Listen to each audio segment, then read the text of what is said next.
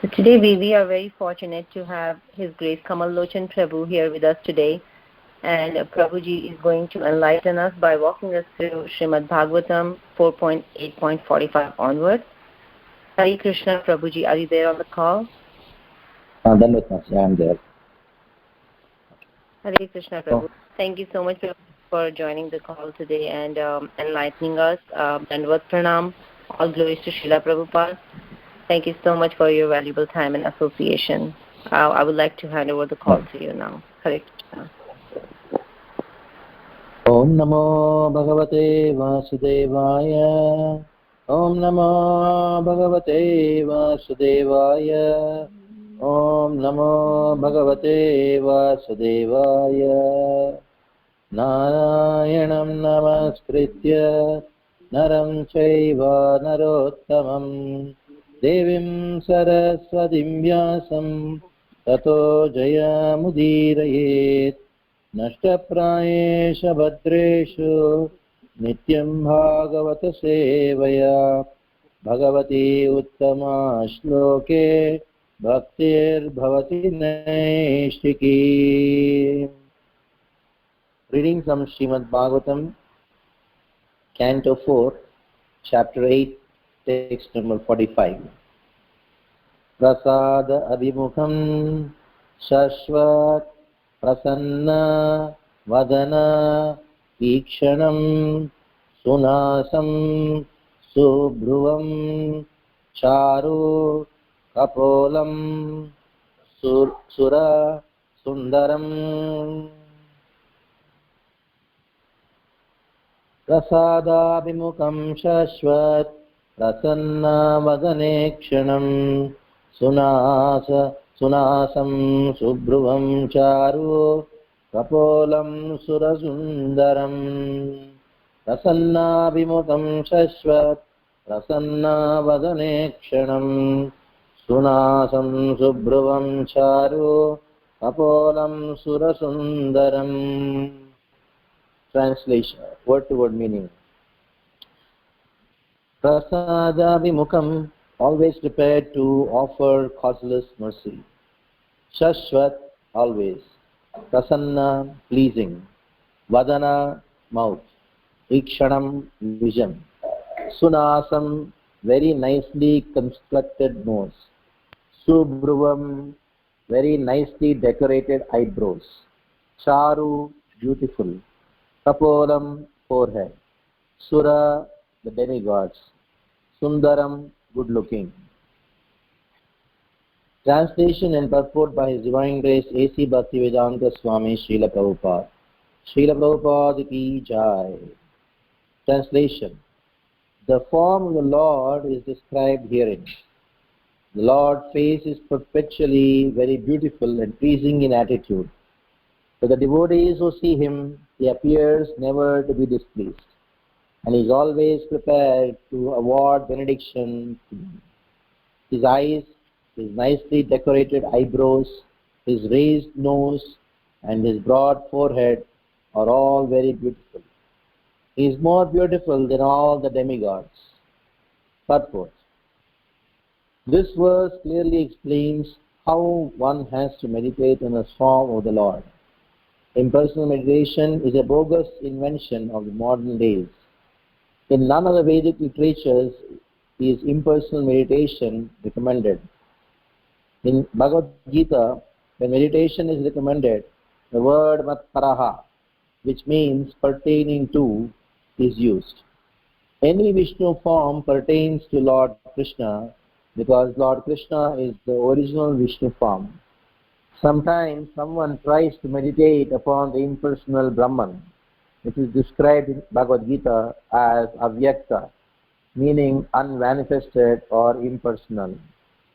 But it is remarked by the Lord Himself that those who are attached to this impersonal feature of the Lord suffer a very troublesome task, because no one can concentrate on impersonal feature.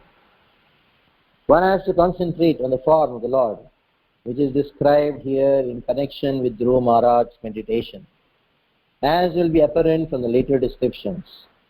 Dhruva Maharaj perfected this kind of meditation, and this his yoga was successful. Omagyanandasya Jnananjana Shalakaya Chakshurunmilitam Yena Tasmai Shri Gurave Namaha Shri Chaitanya Manobishtam Stapitam Yena Bhutale Swayam Rupa Kadamaiham Dadati Swapadantikam Andeham Shri Guru Shriuta Padakamalam Shri Gurun Vaishnavam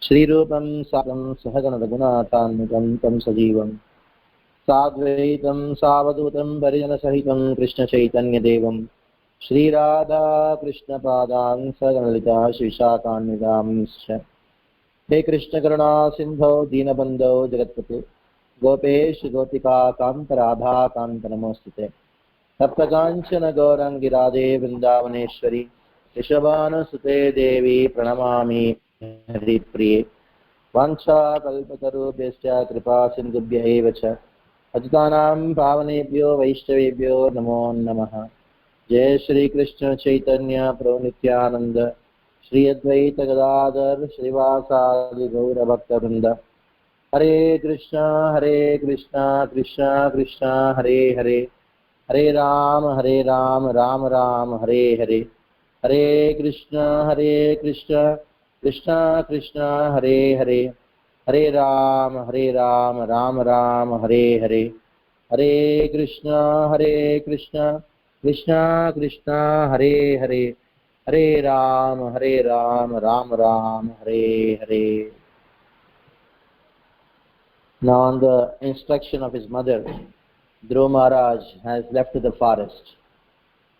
There when he is on the way to his forest, he meets Narada. Now Narada, he asks, hey, where are you going? Then Dhruva Maharaj says that, I want a kingdom, so I am in search of God. So then Narada, he starts saying, no, it's not good for you. Why don't you just go back? That then when you get proper time, when you become older, then you can do. This is not good for children. Sages only search for him by samadhi. You do yoga. There is a time for you to play. Go. Then one should become qualified for all these things. So then Dhruva Maharaj said that no. This is actually not dependent on the age. And you may say anything, but I am very much determined to find out who is God. I want to know him. And I am unsubmissive of having an intolerant Kshatriya spirit. I am a Kshatriya. Though I am seeming to be a small kid for you, but I am a Kshatriya.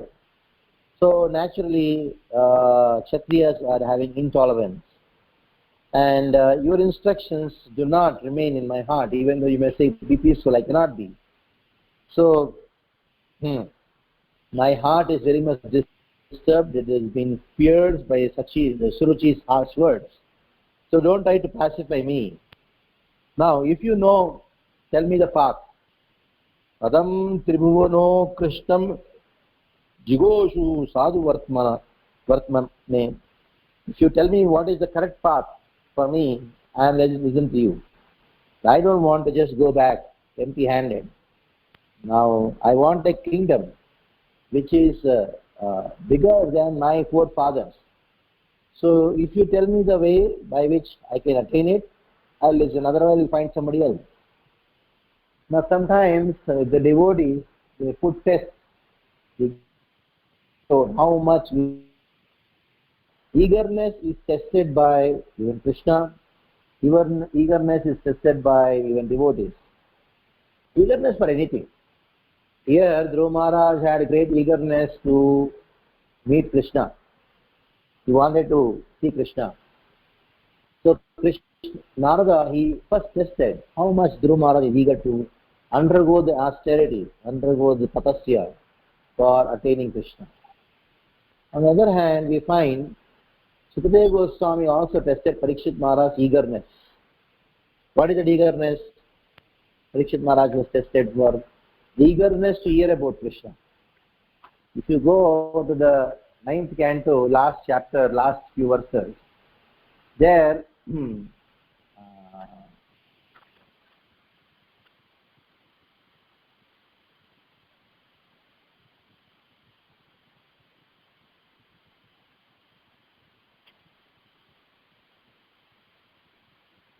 Sukadeva Goswami is described, told everything about Krishna in 2 verses.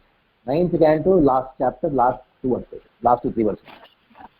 Then, after speaking 2 verses about Parikshit Maharaj, about Krishna to Parikshit Maharaj, Sukadeva Goswami kept quiet. Krishna was born in the jail in Vasudeva and Devaki in front of them. He went to Gokul. From Gokul, he went to Vrindavan. He killed so many demons. He played with the gopis, went to Mathura and killed Kamsa, went to Dwaraka, married many queens, and then spoke Bhagavad Gita to Arjuna, and then ultimately he spoke to Uddhava and then went back to his abode. Over. Whole Krishna's pastimes over in 2 verses. Then Parikshit Maharaj was very angry. Hey, what is this happening? You made me sit for 3 days and 3 nights and made me just hear about so many things, so many people.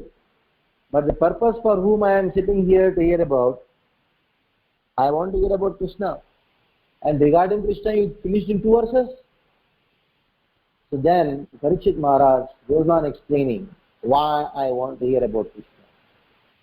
Then he goes on saying to Sukadeva Goswami, what I want to hear about Krishna. Then, till Sukadeva Goswami was not speaking at all. Then Parikshit Maharaj told, oh my dear Sukadeva Goswami, do you want me that I should go and eat something and drink something? You may be feeling that I am hungry and thirsty.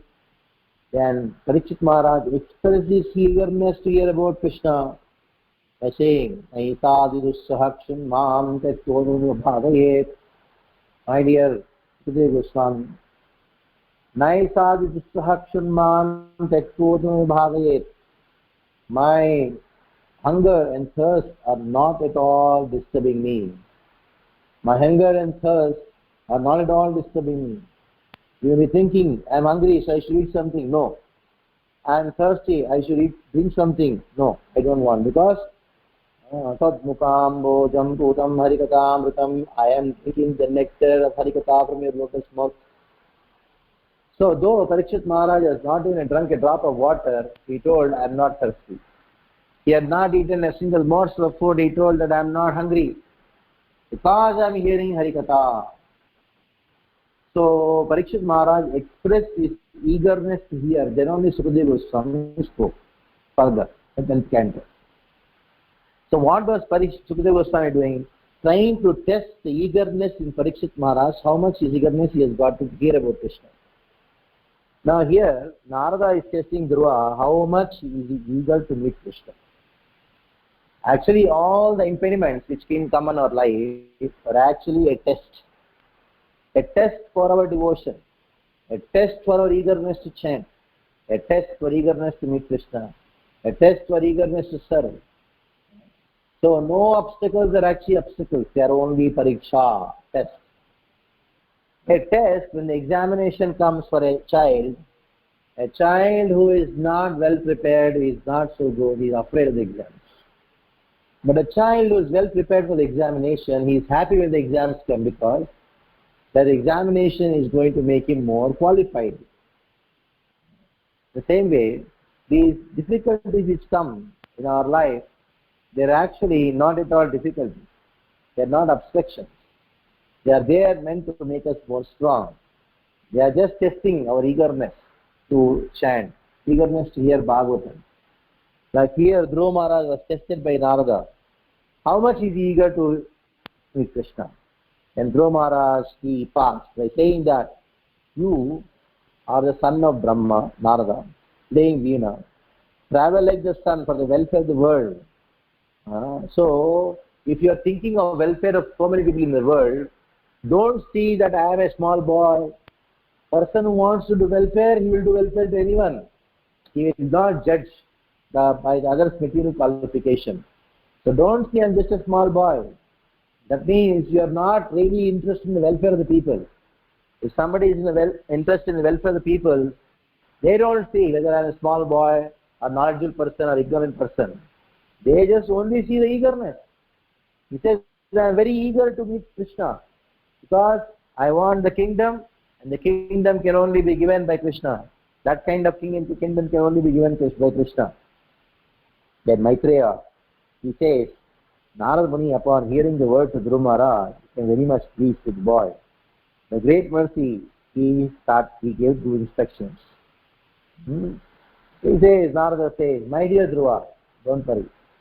Whatever path your mother has told, the same thing I am recommending. That is, go and worship Vasudeva. How you should worship him? For that, you need to concentrate your mind. Without concentration, nobody can worship Krishna. So, concentration of the mind is very important. Savai nishre sahaje Bhagavan Vasudevastam bhaja pravanatmana. Atmana here means one's mind should be concentrated. Then, he said, anything you desire, the best person where you can attain it from is Krishna. Krishna is such a person, he does something wonderful. You know what does he do? He benedicts all the benedictions. Even though it is material desire, he fulfills the material desire. But how does he do? He does it by fulfilling and extinguishing both. Whereas the demigods, when they fulfill the material desires, they only fulfill the desire, but they don't extinguish the desire. Krishna is somebody very special. He not only fulfills the desire, but he also extinguishes the desire. That is the speciality of Krishna. That is why it is described, Akamaha sarvakamo va mokshakamo jaradhi yuvena bhakti yogena nijaitam purusham taram. Akamaha, whether you have all the desire, no desire. Sarvakamo va, you have all the desire. Mokshakamo, you have the desire for liberation. Intelligent person, Udaradihi, what does he do? Vijaytam Purusham Param. He worships the Supreme Lord. Mokshakam Udaradihi, Vijaytam Purusham Param. How does he do? Tivrena Bhakti Yogena. By Tivra. Like you find here, Dhruva Maharaj had Sarvakama. Sarvakama means the topmost Kama, which nobody can have. That kind of desire he had. Now we know in the Bhagavad Gita very well, 4 kinds of people, they worship Krishna. They approach Krishna. Who are they? There are Artho Vartarja Jignasu Jnani Cha Bhartashubha. Now if you see, Krishna has glorified these 4 kinds of devotees in 2 words.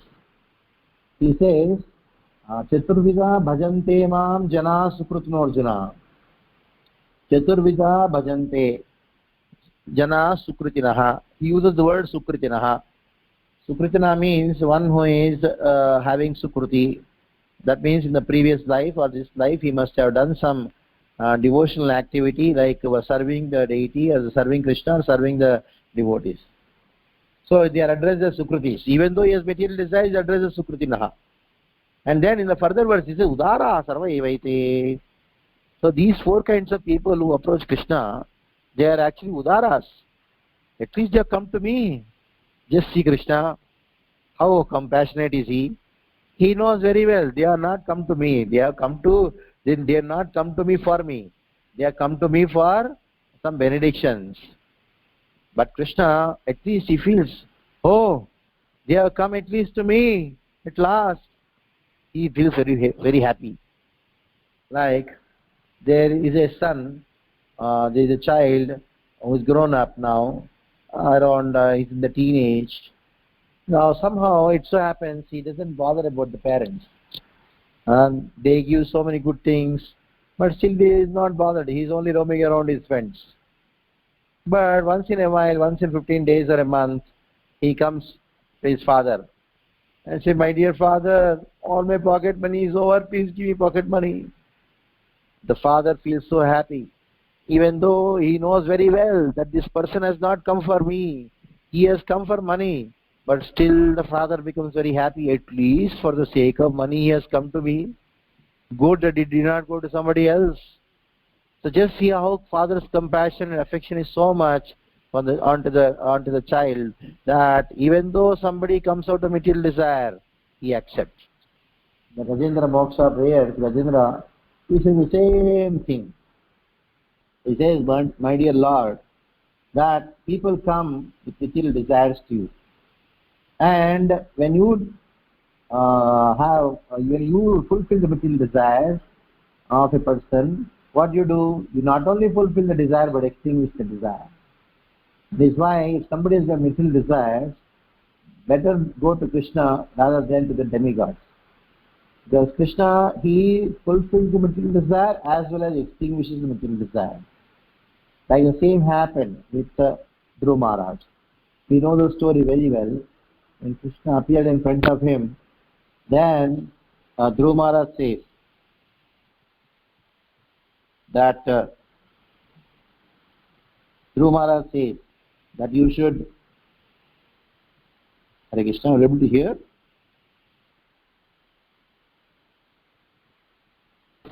Hare Krishna. Yes, Prabhu. Yes, Prabhu. Yes, Prabhu.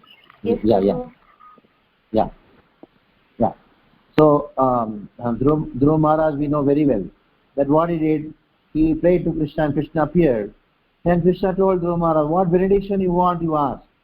Then Dhruva Maharaj told, oh, I came in search of broken piece of glasses, but I found diamond. So just see, he came in search of some big kingdom. Krishna gave the kingdom. At the same time, what did he do? He extinguished the desire to attain the kingdom. Like sometimes many devotees, they go and ask, and especially young men and young ladies who join our Krishna conscious movement, they say, oh Lord, please get me a very devotee wife. One young man, young boy will pray to me. Then Krishna says, Tathastu, you will get married to a very young, beautiful devotee girl. So he's so happy and he gets married. Just a few days after the marriage, oh Krishna, now enough now. One is enough, I don't want any more desires. This is the last. So he not only fulfills, but he makes sure that desire will not fulfill the expectation of happiness what we had from him. So Krishna makes us realize that material desires are never going to fulfill our expectations. So in this way, Krishna, being the personification of knowledge, he only gives knowledge, sometimes to satisfaction material desires. Mother, sometimes there is a child, she wants to give medicine. And how does she give the medicine?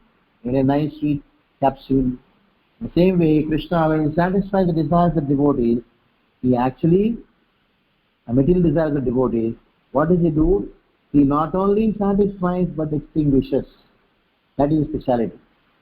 Now, when we are talking about the testing, how Krishna tests Dhruva Maharaj. First, Narada tested for his eagerness to attain Krishna. Then, somebody may ask, why did Krishna give a big kingdom to Dhruva Maharaj? Dhruva Maharaj told, I also want to come along with you. He had a concern for his mother. Mother went back from Bhaktivad before Dhruva Maharaj. When Krishna told, your mother is already on the airplane, on the Pushpa Vimana, which I have got. She is going to Vaikuntha. Dhruva Maharaj told, I will also come. But Krishna told Dhruva Maharaj, go, rule the kingdom. Why? Why did he do so? Mother did not do any tapasya, but Dhruva Maharaj's mother went back from Bhaktivad, but Dhruva Maharaj had to rule this kingdom. Why? Krishna wanted to show to the entire world. What he wanted to show to the entire world? Number one, though Dhruva Maharaj had a material desire, he came to me. I fulfilled the desire as well as extinguished the desire. Number one. When the desire gets extinguished, it is extinguished to such an extent. Krishna shows to the entire world. Though Dhruva Maharaj was the king, but he was never attached to the kingdom. He had no attachment. So this is how Krishna, he removes the attachment, removes all kinds of material desires from the heart. Now we know 4 kinds of devotees approach Krishna. And the example of Artho, Artharthi, Artho is Gajendra. Gajendra approached Krishna. In the Gajendra's prayers, Gajendra says, O Lord, ekantino yaschana kanchanartham वाञ्छन्ति वै भगवत्प्रपन्ना अत्यद्भुतं च तच्चरितं सुमङ्गलम् गायन्तानन्दसमुद्रमग्ना. Oh Lord, I know only pure devotees worship you. Pure devotees are completely engrossed in singing the glories, singing your glories, and they are drowned in the nectar of the glorifications of your holy name and your pastimes. But I am not like that. I am a Mudha. I am just a animal. I have so many desires. Not only I am ignorant and so many desires, but at present I am suffering. And now, first relieve me from this suffering, and I have no desire to live. But once you relieve me from this suffering, then I will surrender to you. I can worship you. So Gajendra is the example for our Artho. Artharthi means one who has got material desire. Dhruva Maharaj is the example for Artharthi. And then Jnani means those Artho Artharthi Jignasu. Jignasu is Parikshit Maharaj, one who wanted to inquire. And the sages of Naimisharana, they also had an inquiry. And ultimately Jnani is a topmost because he has perfectly understood what this material world is. It is not the right place for him to stay. To search for so-called happiness in this world is like a pig trying to search for a rasgulla or a sweet ball within the gutter, within the waters which are contaminated. Trying to find a sweet there. What is the use of it? In this way, Dhruva Maharaj is being tested by Narada, and he says, "My dear Dhruva, whatever desires one may have, the only method is by worshipping the Lord. Ekameva Hare Tatra Karanam Padasevanam." By worshipping the lotus feet of the Lord, all desires are fulfilled. And he says, "My dear child, all good fortune unto you. Punyam Madhuvanam Yatra." Now you go to Madhuvan. Now whenever you go to Vrindavan, don't miss this place. It's a very beautiful place. When you go to Vrindavan, from Vrindavan, when you go back to Mathura or from Mathura to Vrindavan, it comes in the Madhuvan. Vrindavan is Madhuvan, very near. On the way to Mathura only, there is one place called Madhuvan.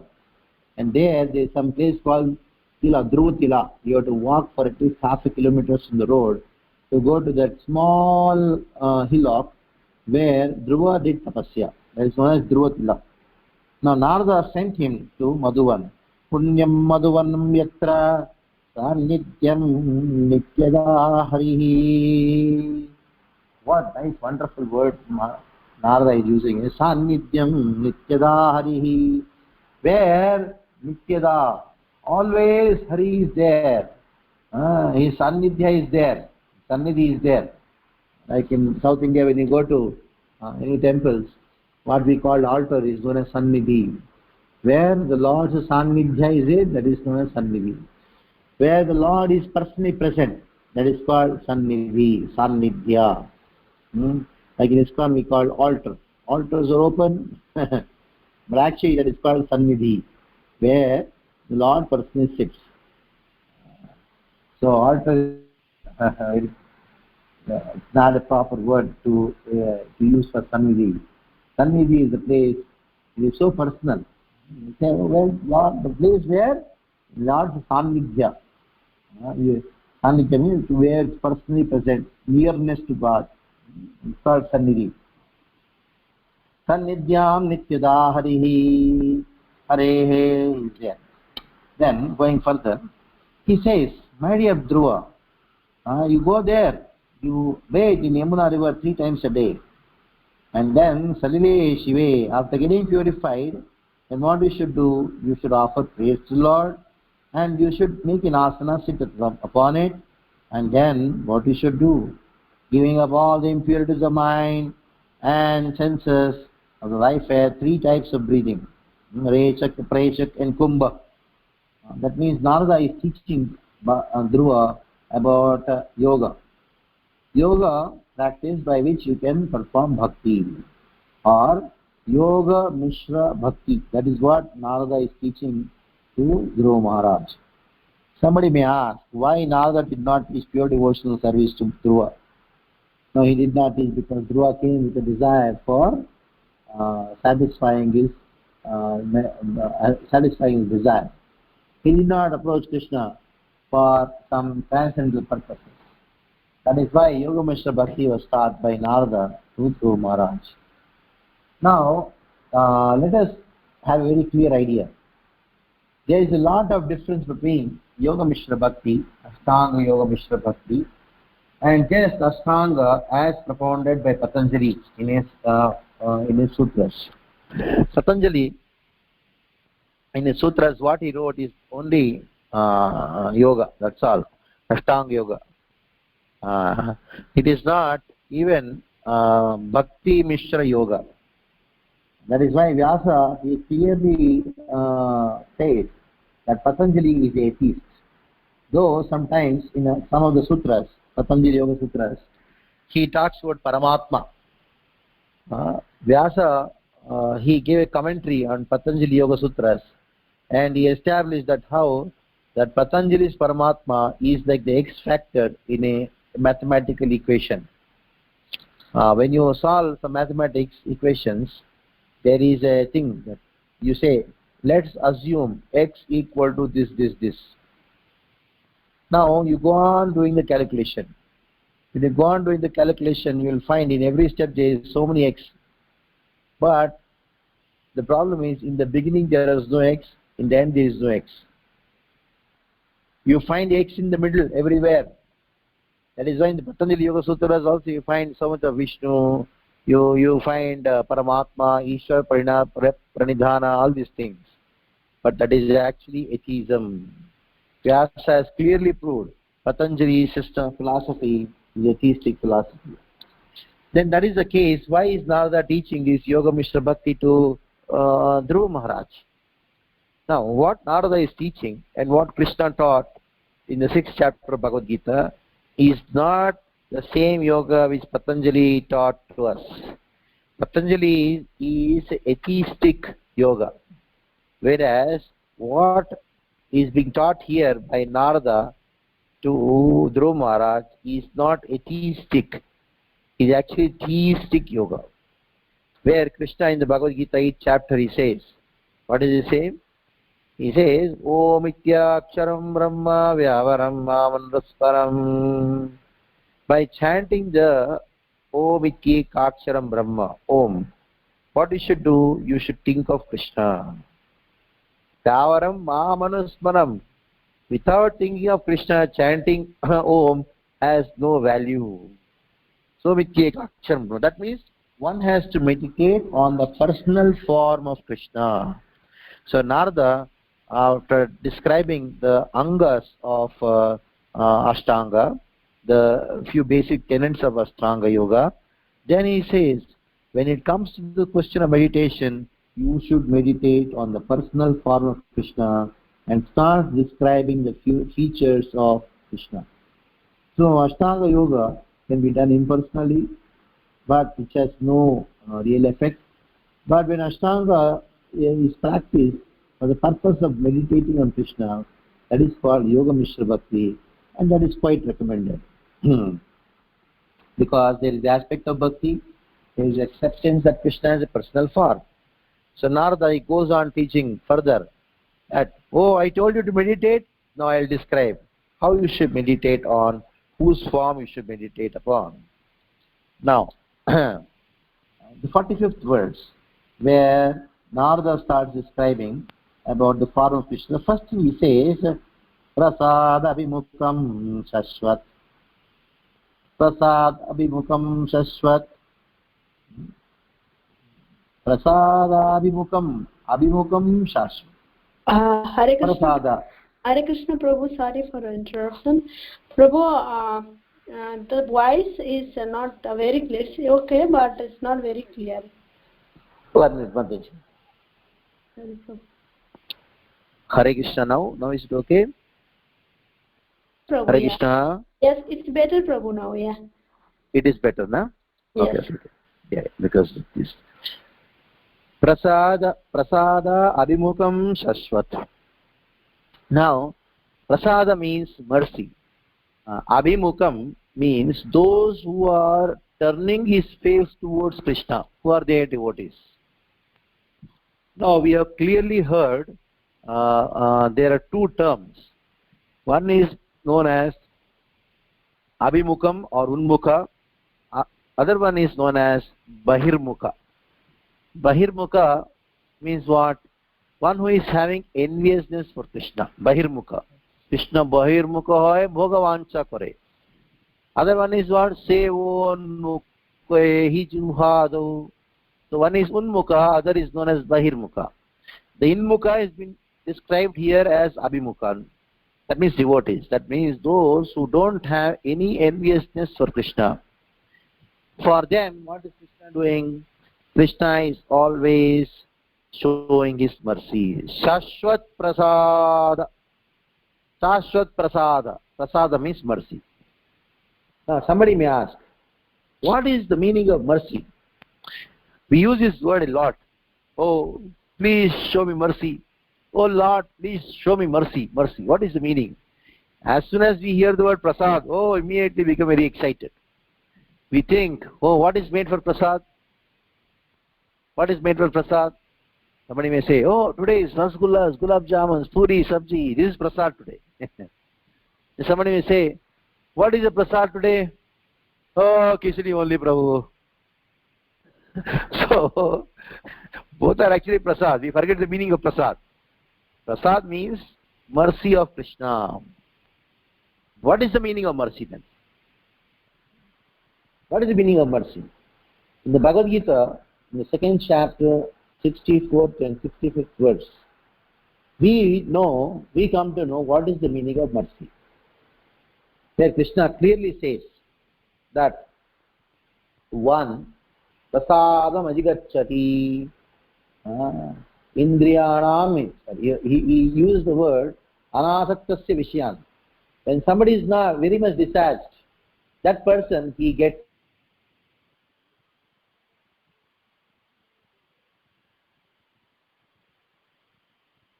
prasada.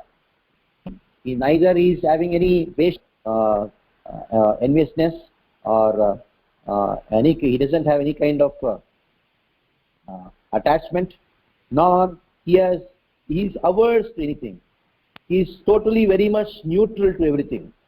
That kind of person, Krishna says that he attains my mercy. The mercy of Krishna is attained by a person who is neutral to matter. Neutrality to matter is the first qualification to attain mercy of Krishna. So while describing about the Sita Prajna, who is a Sita Prajna, or a person who is actually a devotee of Krishna, then Krishna, he speaks about one who is Raga Dvesha Vimuktais tu Indriyan Vishescharan. One should be Raga. Raga means attachment, Dvesha, hatred. Both.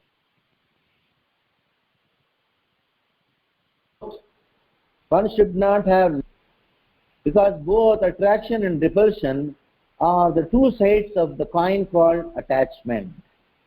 Just because you are averse to somebody, that doesn't mean you are detached from that person. Detachment and aversion are two different things. One may say, oh, I have taken divorce, so I become a sannyasi. Why you took divorce? I hate my wife, that is why. So do you think divorce is sannyas?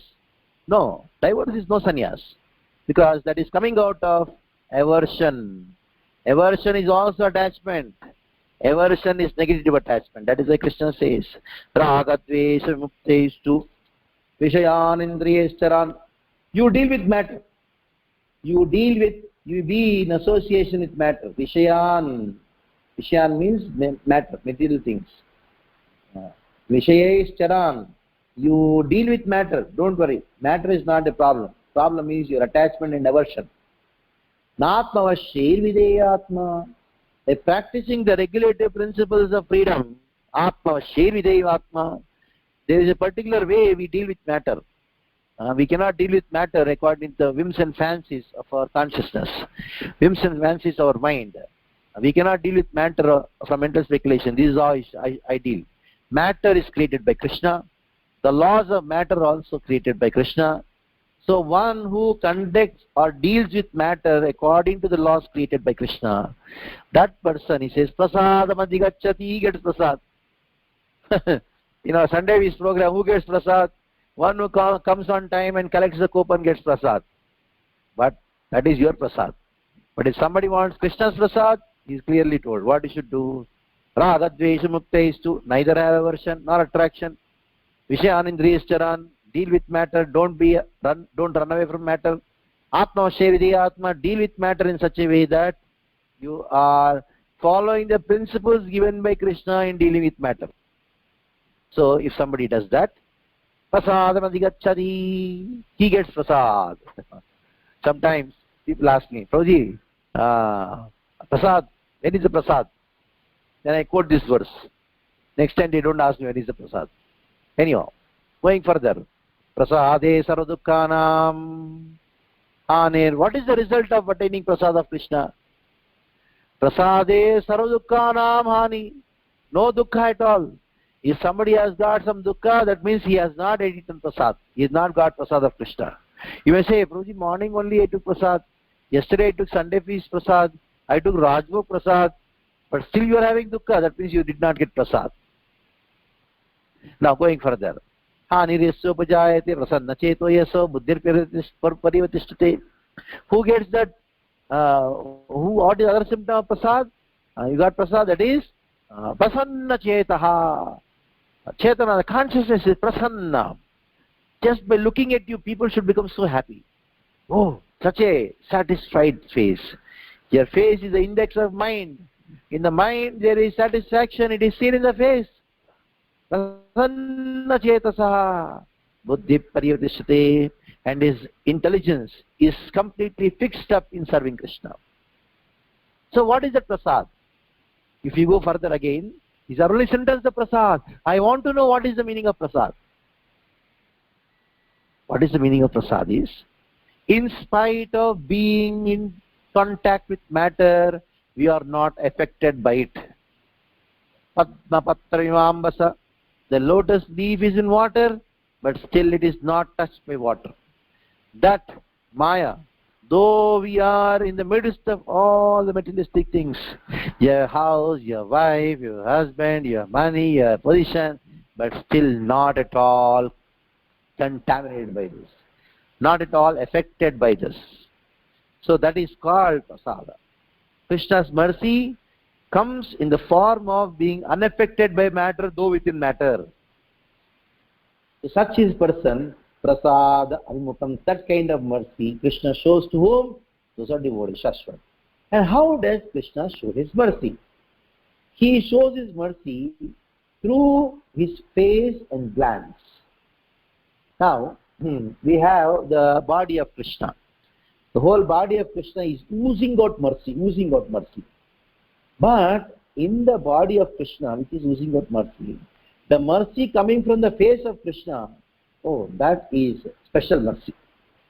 What is that special mercy? One step above. What is that special mercy? That special mercy which is oozing out of the face of Krishna will drown you. Will drown you in the ocean of prema.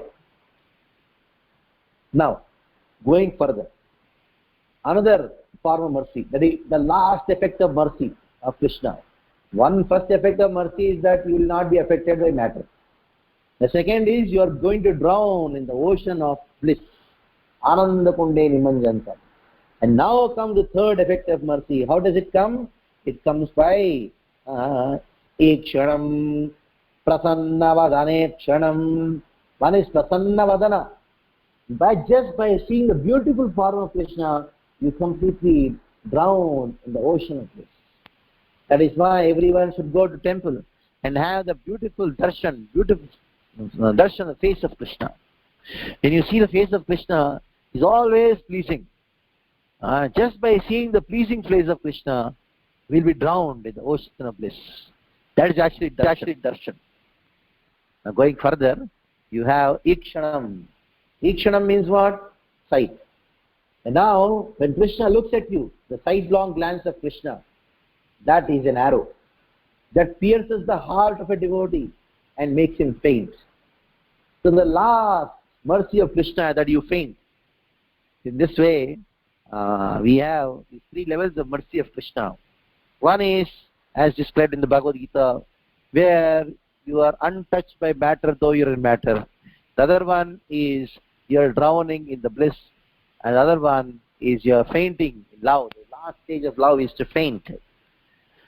Now, going further, in this verse, Prasannavadane Kshanam Sunasam, the nose of Krishna described. Now, after you faint and then you get up, then you see the nose of Krishna. There are certain features in the body of a personality, great personality. It should be raised. The nose should be raised. It should be sharp. It should not be like a Chinese nose. Like Chinese, they have a flat nose. Krishna's nose is not like a Chinese nose. No, he's got a very sharp nose, very raised and sharp nose. That's how the nose should be. Bodily features also describe the qualities of the personality. There's one book called Samudrika Lakshana Shastra. There's a Samudrika Lakshana Shastra. It talks about the lakshana of a person, depending on which you can tell what kind of person is he. You must have heard something called face reading and all. That is all nothing but some remnants of this book called Samudrika Lakshana Shastra. So when you are an artist, especially you are a Bharatanatyam teacher, you are supposed to know whom to make Radharani, whom to make Putana. You cannot make anybody Radharani. You cannot make anybody Gopi. You cannot make anybody Yashoda. You cannot make anybody Sita. You have to find out. Only those artists or performers who have that kind of features, only they can fit for a particular role. Somebody maybe you may see somebody like very beautiful, but that person may be very fitting for Ravana, because Ravana was beautiful, isn't it? Generally in our dramas we find the most ugly person and make him Ravana. No. Ravana was very beautiful, but even that beauty, there is some crooked beauty. That person is Ravana. Of course, there are great signs. I'm not going to talk much about it, but here you have Krishna's bodily features of a great personality. The nose is actually shows the fame of a person. How much is famous can be identified by the nose. That is why in India we say, generally the parents tell their daughter, "Oh my dear daughter, you are going to get married and going to another house, your husband's house. Hamara naak bacha ke rakhna," means save our nose. Means what? You conduct your life in such a way that our family is always respected. So that is how Sunasam, well raised, very sharp. And then above, the eyebrows are described. Eyebrows of Krishna are very powerful. Anybody who is suffering from from lust. Of course, everybody should have darshan of Krishna's whole bodily part. But specifically, that person should see the eyebrow of Krishna. When you see the eyebrow of Krishna, you take it in writing today. Anybody suffering with lust, go and see. Go and see Krishna in the temple. There you see his eyebrow. For a few minutes, just see the eyebrows gone. There is no place for any lust in the heart for a person who sees the eyebrows of Krishna, at least for that day. Sunasam Subhruvam. Because the eyebrow is like a bow, and the eyes are shooting arrows.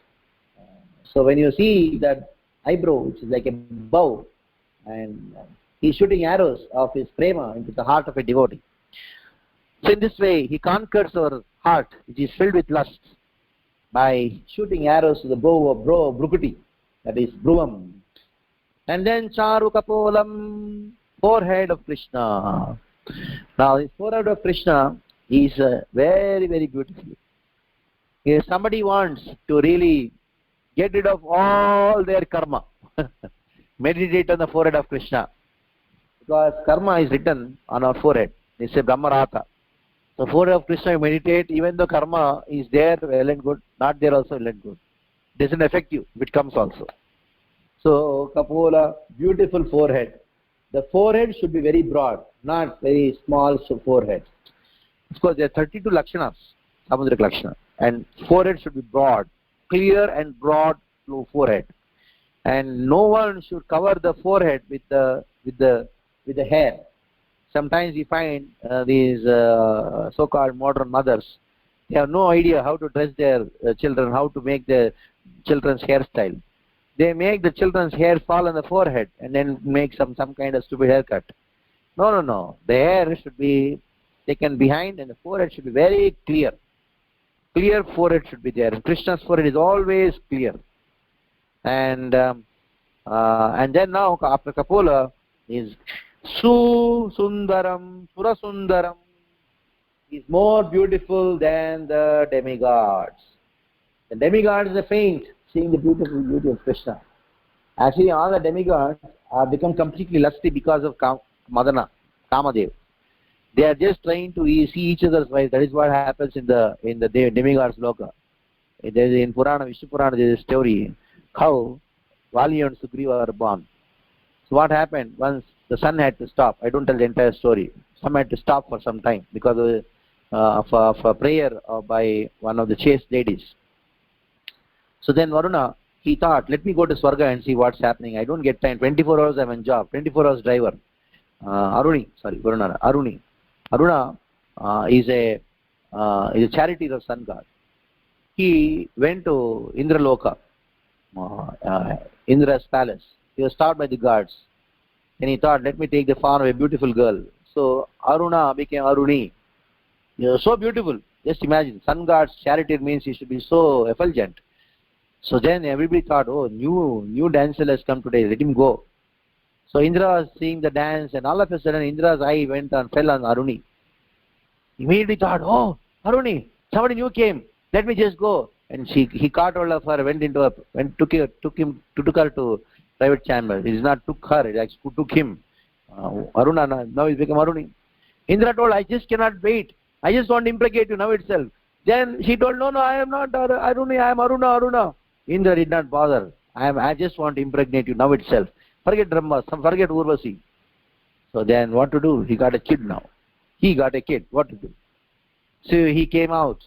Then sun god told, where did you go? So I went to Indra's place. What happened there? I don't want to explain. It's a very horrible experience. No, you should tell me. Then sun god told that I want to see the same form of Aruni now. Then Aruna had to take the form of Aruni because the boss told. The sun god saw and then became so lusty. Then he impregnated Aruni. He got another son. Son begot one son from Aruni, who is actually Aruna. Then he became Sugriva. Another became Vali. So in this way, Vali and Sugriva were born.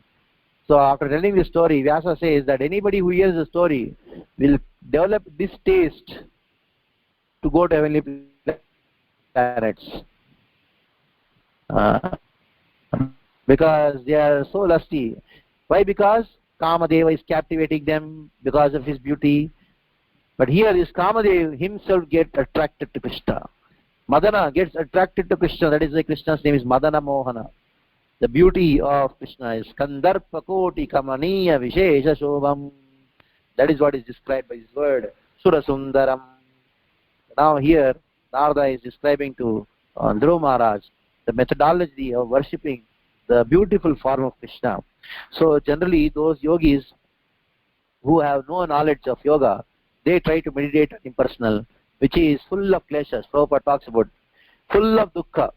It is full of miseries only. Kleshodikatastesham avyaktasam. So there is a difference between the yoga process which is described by Patanjali and the yoga process described by Krishna in the 6th chapter, and Narada, who is instructing Dhruva here. So it is very personal.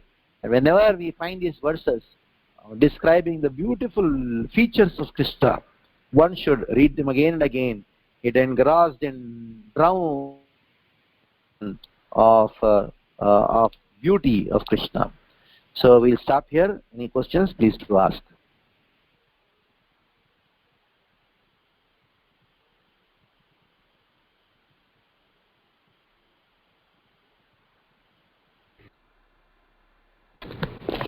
Hare Krishna, Prabhuji. Hare Okay, Krishna. go ahead, Mataji. Hare Krishna, Prabhuji. Dandavats all glories to Srila Prabhupada. It was a very, very beautiful class, Prabhu. I really enjoyed the class so much today. Thank you so much, especially when you were describing about the features of Krishna. It was wonderful. So I just wanted to, add one more thing about when you were talking about Krishna. He never has hair on the forehead, and these days they put hair on the forehead. And always clear. That is actually very sweet. The other thing that came to my mind is Krishna also has side locks, right? Like curly side locks. So actually hair should be there, not in the front. So, Yes. Yeah. So very beautiful, Prabhu. I was very happy when I heard this class because the way you were describing the features was wonderful. Thank you.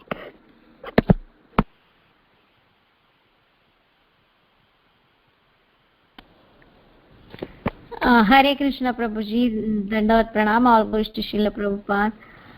Very, very beautiful class, Prabhuji. And like Prithvilasni Mataji said, like you are describing about beauty of Krishna.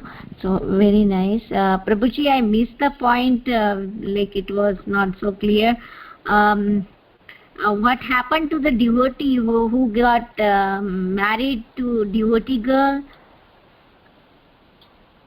So he did not pray again, Krishna, give me one more wife. Because he told one is enough now. That is, for example, if you get something, then generally there is a desire that I want one more, isn't it? But Krishna, when you go and ask Krishna gives one, he says, okay, now enough now, no more. So he not only satisfies your desire, but he'll make your desire, extinguish your desire also. But the materialistic person, when he gets a wife, he's not just satisfied with one wife. And he says, oh, maybe she's not good. Let me try out one more. So they get divorced. Again, try one more. But devotee says, any was enough now. No more enough. Let one be enough. That's the thing. I just give an example. That's all. Prabhuji, thank you very much. I request other devotees, if they have questions, they can ask.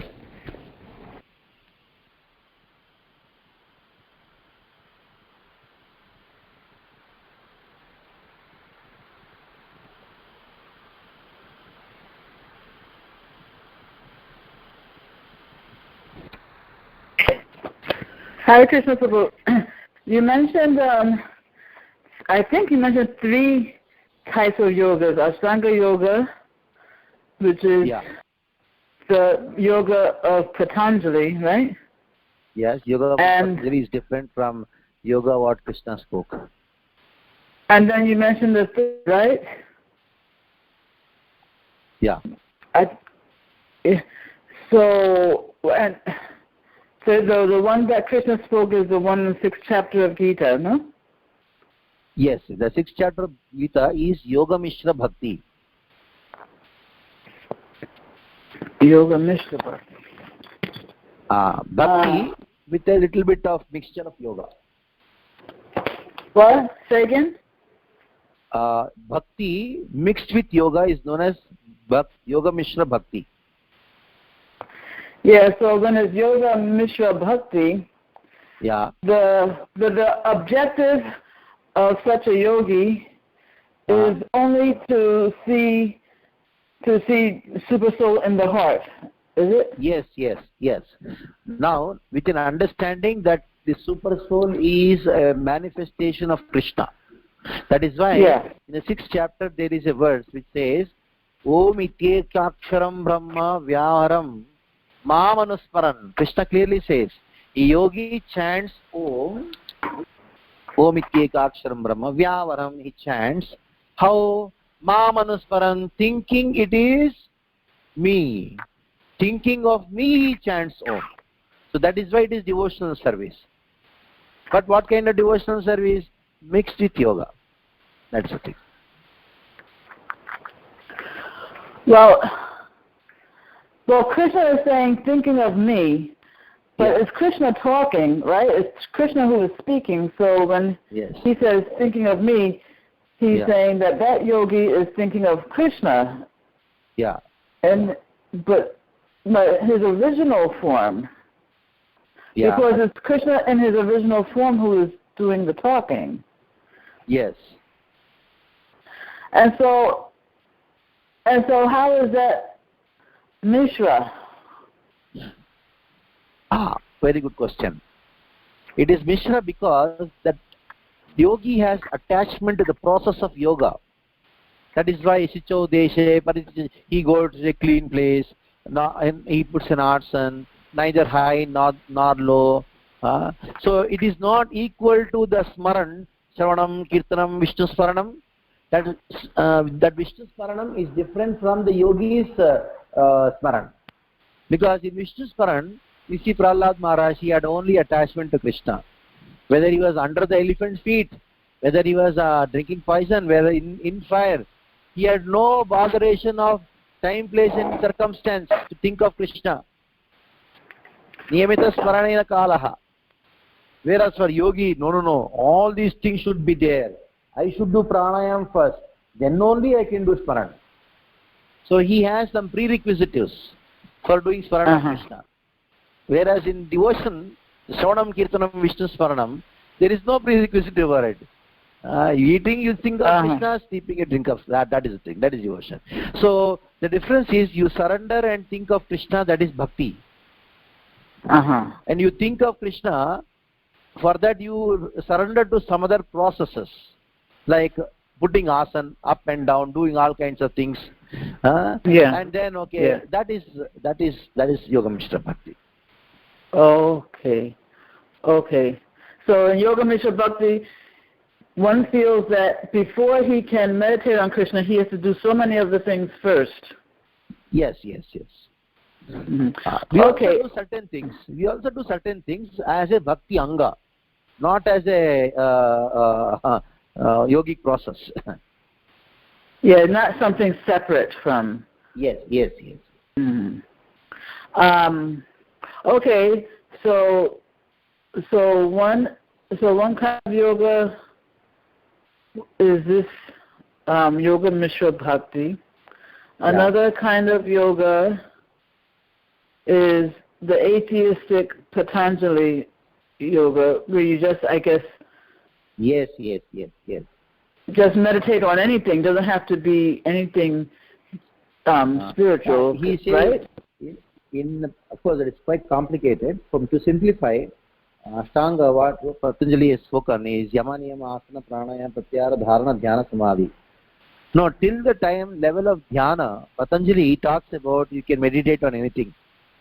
But when it comes to Samadhi, he talks about meditating on the super soul. But the problem is, he is a super soul, he is an imaginary super soul. It is an imaginary super soul. That is what Vyasa proved. Of course, this requires some knowledge of Patanjali Yoga Sutras. Vyasa wrote a commentary on Patanjali Yoga Sutras. Because Patanjali claimed that I am talking of God. The other systems of philosophy, Nyaya, Vaisheshika and Sankhya, they say clearly no God. But Patanjali told, God is there, super soul, Paramatma, he told. Then Vyasa had to give a commentary on wherever somebody accepts God. So he gave a commentary on Vyasa Sutra, Patanjali Yoga Sutras, Vyasa gave. And then he proved in the commentary that what Patanjali is talking about is not actually the real super soul. It is only an imaginary super soul. So that is what it says. That's why and so Vyasa proved Patanjali says. Okay, so there's this atheistic yoga of Patanjali. Then there's the Yoga Mishra Bhakti in 6th chapter Gita, and then the third one is what? There are some yogis who are not aspiring for attaining Bhagavan. They want to attain the super soul, and the yoga will give only result when there is some bhakti performed. That is called Bhakti Mishra Yoga. As opposed to Yoga Mishra Bhakti. Yeah, Yoga Mishra Bhakti is bhakti. That is bhakti. But Bhakti Mishra Yoga, these people know that I am interested not in bhakti. I am not interested in Krishna. I want to get siddhis. So they want Ashtasiddhis, 8 kind of perfection. For that, what they do? They take shelter to attain the 8 kind of perfections. Whereas Yoga Mishra Bhakti is, they want to attain Krishna. For that, they are taking some help of yoga.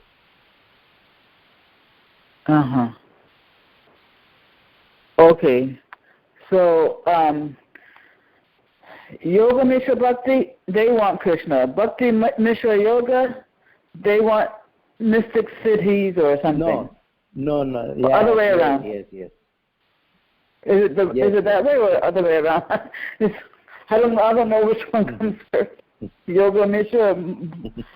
Yeah. But anyway, I get the idea. Yeah. I see. All right, Prabhu. Thank you so much. Hare Krishna. Hare Krishna. Prabhu, I just had one follow-up question to her question. We're talking about Yoga Bhakti and Mishra Bhakti Yoga. So, and of course, the goal for which they're working for is different. But is the process the same?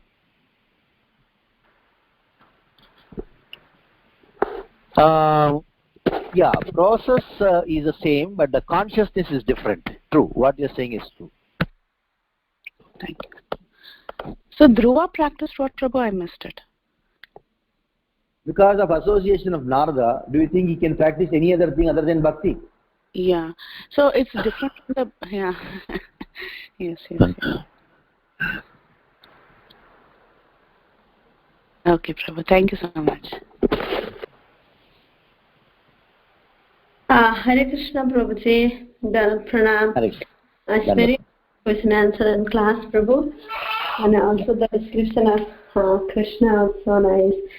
Prabhuji, I have a question. You were telling in the class. Yeah.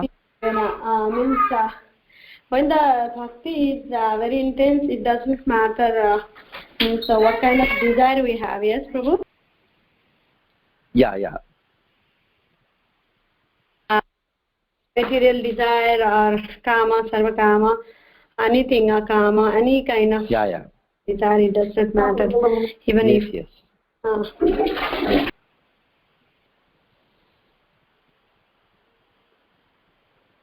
Hare Krishna. Thank you, Prabhu. It's very nice. Yes. Who you were telling when the mind is not fixed in Krishna, it's difficult. Yes. I did not understand the question. No. Mind is not fixed in Krishna. It's difficult to practice Bhakti Yoga. No. Bhakti can be practiced in any condition. Anybody can practice Bhakti, but the intensity may vary from one person to other person. But there should be a desire. That's all. Intense desire to practice. That's all. Yes. Thank you. Yeah.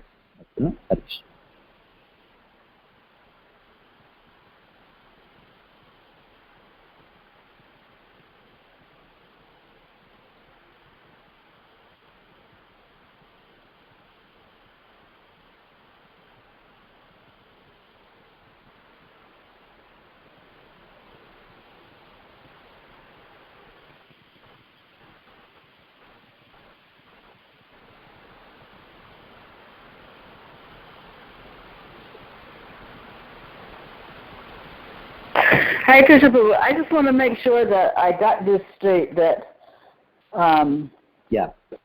that Lord, and you going back to that story about how Vali and I think Sugriva came to be. That story I told you. Yeah. Did you say that Indra had a son with? I mean, when Aruna became looking like a female, right? Yes. Like and so when Aruna, let's say, became Aruni. Yeah. he got a son with Aruni? Yes. He got a son with Aruni, and Indra got a son with Aruni, and Surya also got a son with Aruni. So they both became Vali and Sugriva. That is why Vali was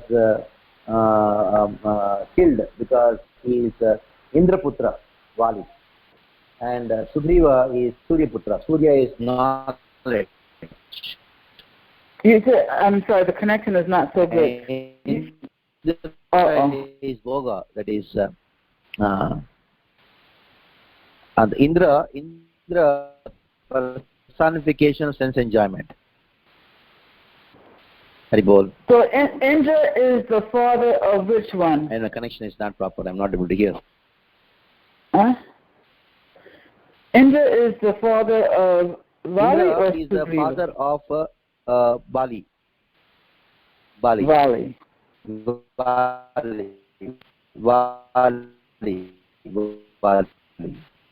Oh wow, our connection is really bad.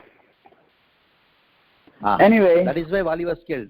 Rama killed the tendency of sense enjoyment, and he brought who is personification of knowledge.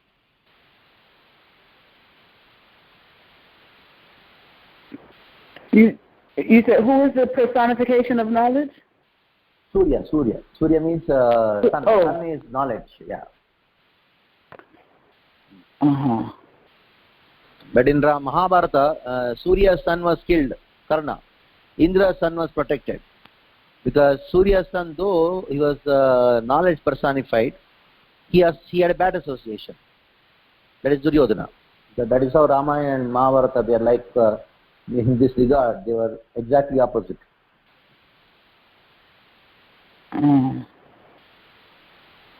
Okay. But in the beginning, when Indra wanted to be with Aruna in the form of Aruni, he was trying to get away, right? Yes. But somehow he was not able to. Yeah, he was not able to. Indra is powerful.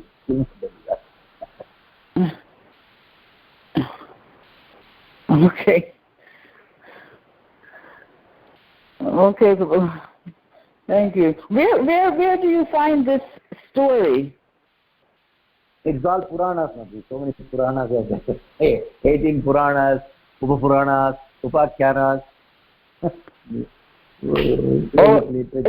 in one of those more obscure Puranas? Yes. Oh. Okay. Thank you, Prabhu. Thank you, Prabhuji. Very, very wonderful class.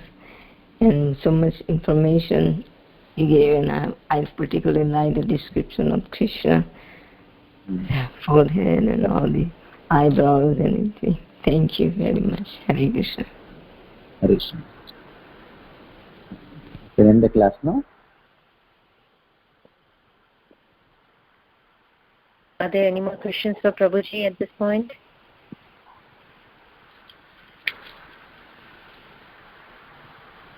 Thank you so much, Prabhuji, for such a wonderful class today. We are very, very grateful to you, and we really look forward to having your association again in future. Thank you so much, Prabhuji. Krishna.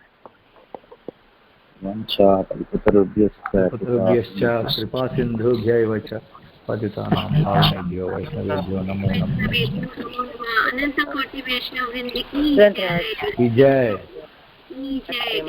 जय Prabhuji, jai.